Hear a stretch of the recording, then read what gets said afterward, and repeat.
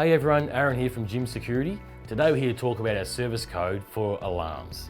Now, alarms pretty straightforward. How do we look at an alarm? So an alarm is basically a system that we can run around your house where we have sensors that are put around your property or premises. So basically if someone was to break in or enter your house, the alarm's turned on, obviously the alarm will go off. Now, the alarm will go off, it'll emit a siren, it'll emit a strobe light, not much goes on with it from there.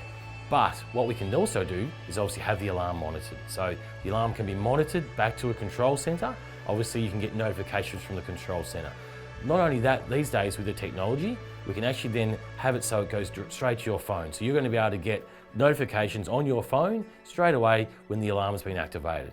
So one important thing obviously as well, all gym security franchisees and installers are licensed. So obviously to install an alarm system, you need to be licensed under the state code. So to discuss any of your needs that you've got with alarm systems, don't hesitate for a free obligation quote, 131546 or gymsecurity.com.au.